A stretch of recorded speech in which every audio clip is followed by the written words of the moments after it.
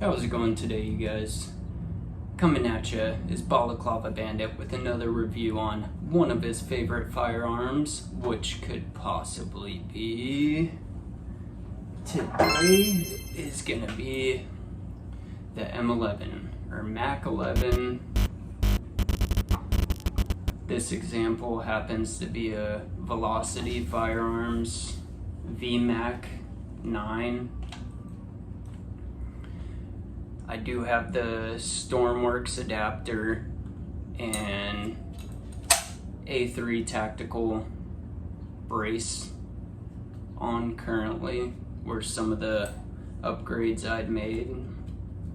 And then with picking up the Tech 9 barrel shroud, actually not only looks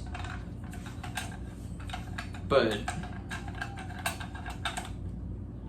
helps with the overall aesthetic and use and look.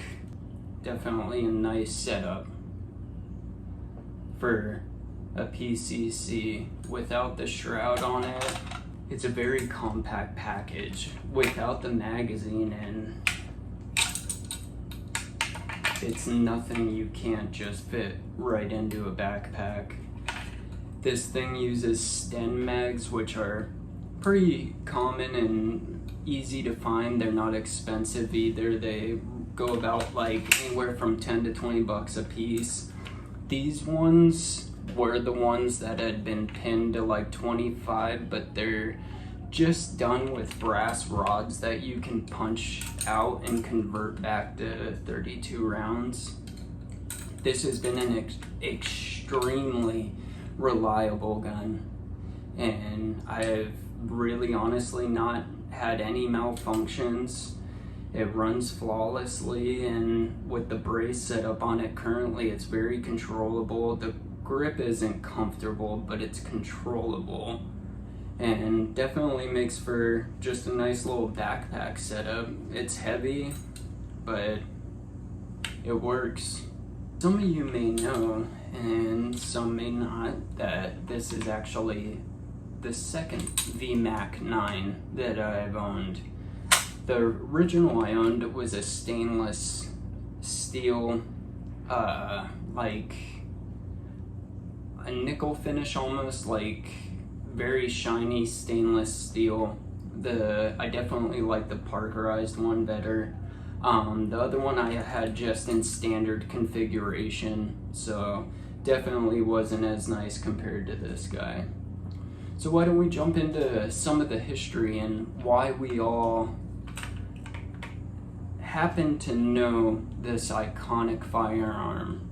We've all definitely seen it. Some people love to call it an Uzi, but if you show someone one of these, they more than likely have definitely seen it in a TV show, video game, or something along those lines. Some of my favorite movies that include the MAC11 include Blade, John Wick, Last Action Hero, SWAT, The Matrix, Boondock Saints, The Departed, No Country for Old Men, Red Dawn, and my favorite, Spawn. There's also TV shows that are pretty popular, as well as Miami Vice, X-Files, Walking Dead, that have all featured the MAC11 on their show. And some of the classic games I remember playing as a kid that featured it were Call of Duty Black Ops, GTA, Max Payne, and Far Cry. So it's a definitely well-known weapons platform and very iconic. So the Military Armament Corporation M11, officially abbreviated the M11 or M-11 and commonly known as the MAC11, is a machine pistol and submachine gun developed by the American firearm designer Gordon Ingram. At the Military Armament Corporation, MAC, during the 1970s in Powder Springs, Georgia, The weapon's a subcompact version of the Model 10, which is the MAC-10, and is chambered to fire the smaller 380 ACP or 9mm Luger. The weapon is sometimes confused with the Sylvia and Wayne Daniels M11-9. Its successors, the Leand PM-11 or the Vulcan M11-9, both of which are later variants of the MAC, chambered for the 9mm Parabellum cartridge. Cobra also made a 380 ACP variant called the M12. Like the larger M10, the M11 has iron sights with the rear pinhole sight welded to the receiver. These sights are for use with the folding stock, as using them without the stock's nearly useless because of the initial jump of the weapon due to it being so heavy and the open bolt design. The M11 also has two safety features which are found on the M10A1. The charging handle rotates to a 90-degree lock position, which will lock the bolt forward, preventing the weapon from being cocked. The second safety is a slide push button on this side next to the trigger guard. Currently, for the semi-auto versions, I know that they have switched to more of like your AR-15 style flip selector. So, the rate of fire on an M11 is one of the biggest complaints about the firearm. They're just known to be uncontrollable and hard to... They take you for a bit of a ride just because their firing rate per minute is 1,200 rounds, which is insanely quick. So it definitely having that thick, chunky bolt going back and forth in that receiver, it tends to make the front end climb a lot. And so they're known to be for inaccuracy when it's more of a controllability issue. Noting the weapon's poor accuracy, in the 1970s, International Association Police Chief Weapons Research David Steele, he described the weapon as only fit for use in combat if you're in a phone booth, which is hysterical. Manufacturers of the MAC-type submachine guns and semi-auto pistols were first manufactured by Military Arms Corporation and later by RPB Inc. Cobra, later named Lindale, then Sylvia Wayne Daniel Inc., Jersey Arms, Masterpiece Arms, and then Vulcan. The M11 actually uses a different cocking knob, flat round knob, than the MAC-10, smaller around but taller. I do have some pictures of the different cocking assemblies for the MAC-11 that I figured I'd show you guys real quick that were kind of cool, the different variants of that they'd made. They also went with different sheet steel thickness on some of the receivers as well for the full auto ones. So hard to see, but interesting nonetheless. While many have belted that MAC as a cheaply made and affordable machine gun, it does have a number of attributes which make it a worthy consideration as either a first-time buy or in addition to an expensive collection. In this author's opinion, the MAC-type weapon fills an important niche that no other subgun can provide. Clearly, what separates the MAC from other submachine guns is its diminutive size, overall performance and reliability, available spare parts, numbers of transferable unit costs, and add-on accessories. When you compare the MAC to other submachine guns, parts sometimes may be a little harder to find, and there's just not as many additional parts for those smaller submachine guns. Where the MAC-10 and MAC-11, there's a ton of extra parts. The Cobra M11 is not a true MAC in that it was updated. It's built on an updated design based on the MAC-11 blueprints by SWD Industries.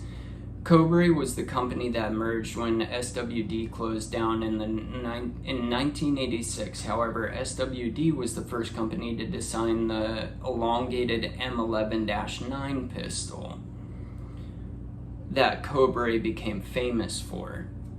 M11 submachine guns were actually built by SWD between 1978 and 1986. Cobra continued placing the SWD logo on many of their frames, but Cobra, the new company, actually only manufactured semi-auto pistols, only for public sale after 1986 until they themselves folded for the most part in the late 1990s. Though they still exist now selling replacement parts for their guns, they are just a shadow of their former selves. In movies and TV shows, particularly those that were made in the US and Canada, the M11 appears quite regularly as a stand-in for the MAC-10 and MAC-11. So it's pretty sad and kind of unfortunate that the company struggled so hard, and was kind of around that time period in the 90s when there was the weapons ban, and they just crumbled, kind of like Intratec did, the owners of the Tech-9, and it's just a shame that a lot of these companies went under and dealt with a lot of the same problems current manufacturers and gun makers deal with today. And I'm glad Velocity Firearms seems to be buying the parts from Cobra or Masterpiece Arms or SWD and is making these available for the public. They're extremely affordable, and I've fallen more and more in love with this thing as I've had it, because I've just never had an issue with it, and it's constantly been reliable, and it's just such a cool, badass gun, and it's fun to shoot. So without any more talking, I appreciate you guys watching, and I hope everyone's doing well. We're gonna go ahead and show some of the shooting footage of the range over the past year that I've collected, and let you guys check that out. So thank you very much for watching. Have a great day. Until next time.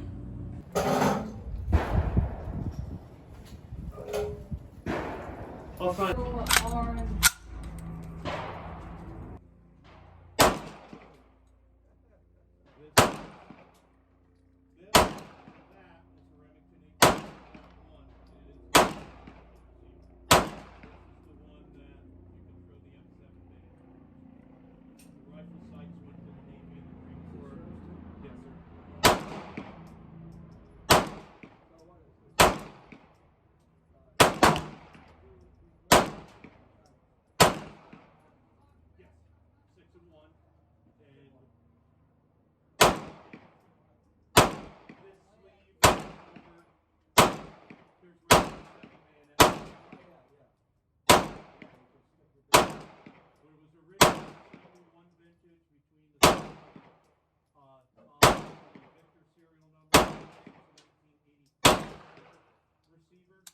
Somebody got this part and this and put a magnum receiver onto it and repart.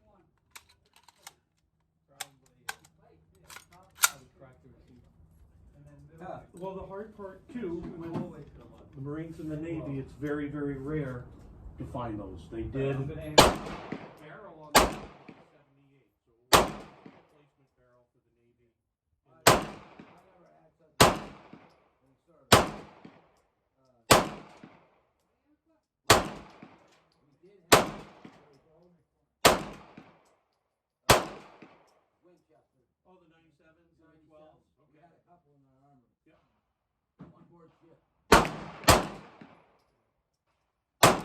Yes, it was one of the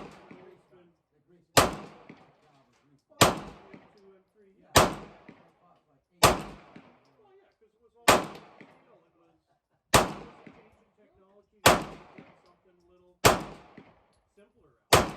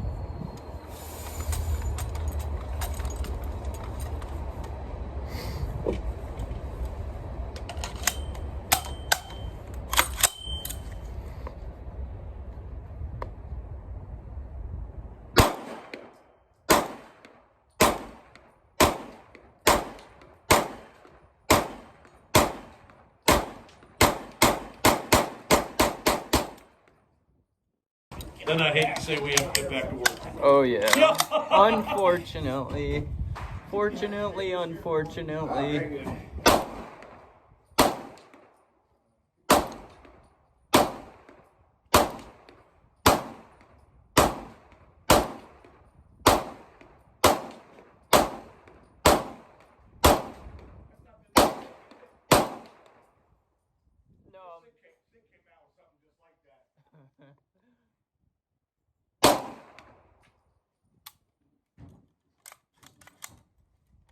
But we have our budgetary pieces. We can't afford that expensive stuff.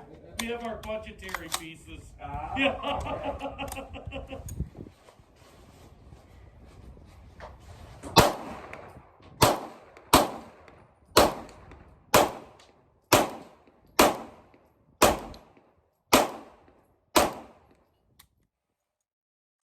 Alright, you guys, that's the M11. I hope you guys enjoyed. Thank you for watching. Hopefully this was a little bit informational as far as and as well as entertaining. So thank you guys again. I appreciate everyone who's watched, and thank you. Have a great day.